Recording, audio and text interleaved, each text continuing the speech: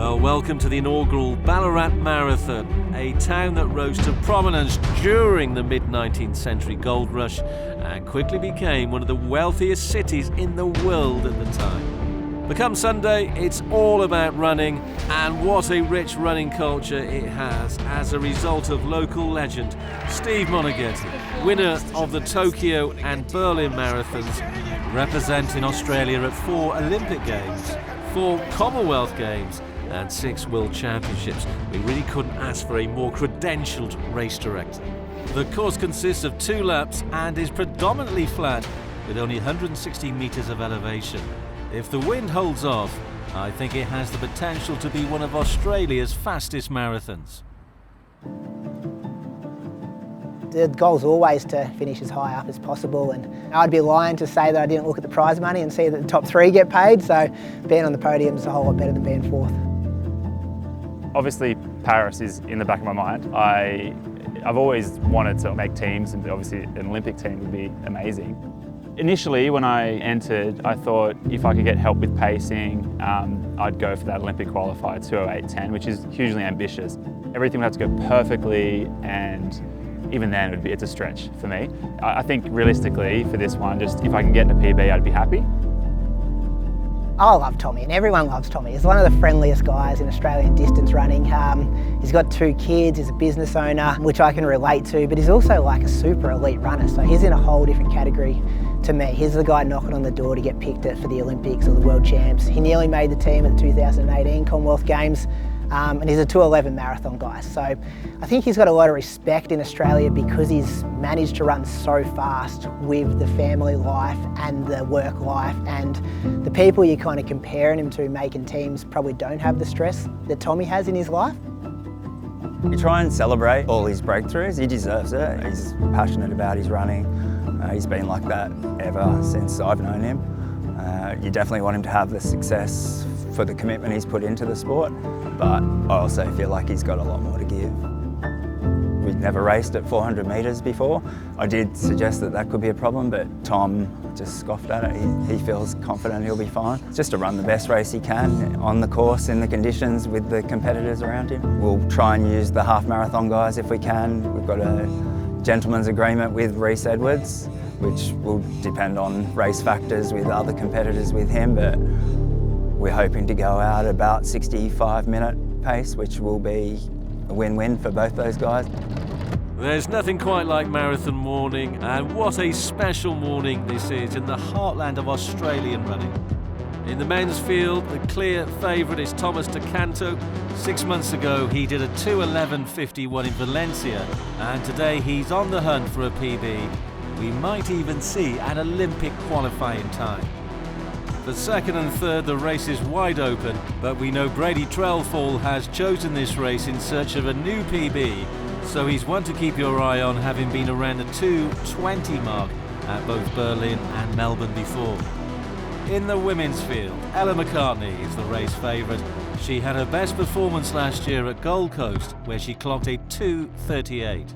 Will she be able to carry over that form?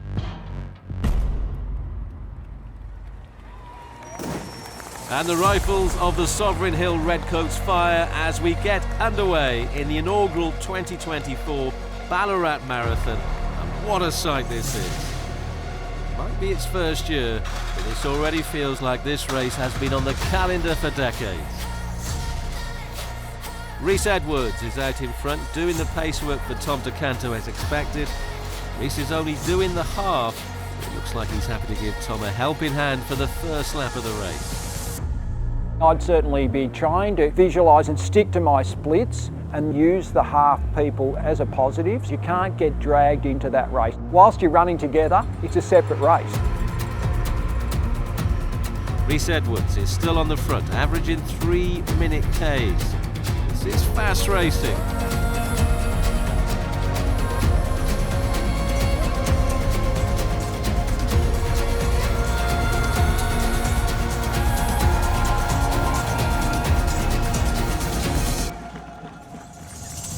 Back to the women's race then, and favourite Ella McCartney is still out front, looking super comfortable, you have to say.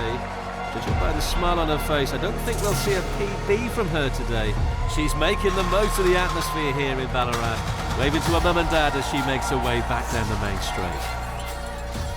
Look at those crowds lining Sturt Street as the runners make their way back into town. Fair to say the city has well and truly got behind this event.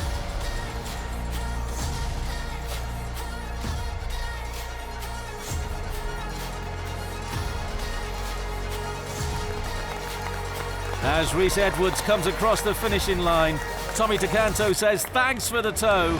I'm off to chase an Olympic qualifying time." And just as he planned, Do Canto goes through the halfway point at 1:05.27. But the question is, how long can he hold this pace being out there alone? That second lap you'll be out there on your own, and that'll be a bit more challenging, and having done the course once you'll know where you're going to have the tough bits. Back to second and third in the men's race, we've got Brady Trelfall and Nathan Stote working together beautifully, 4 minutes back from Do Canto. Brady actually coaches his younger counterpart, so these two know each other's strengths and weaknesses, that's for sure. Tom's starting to slow here. You can see his pace has dropped right off. We're down to 3:20s. After 25k, it was really feeling like it should probably at 35k in the marathon, which you don't want with that long to go. So I was a little bit in damage control mode in the sense that I pulled back a little bit, knowing that it wasn't sustainable to keep pushing at that pace.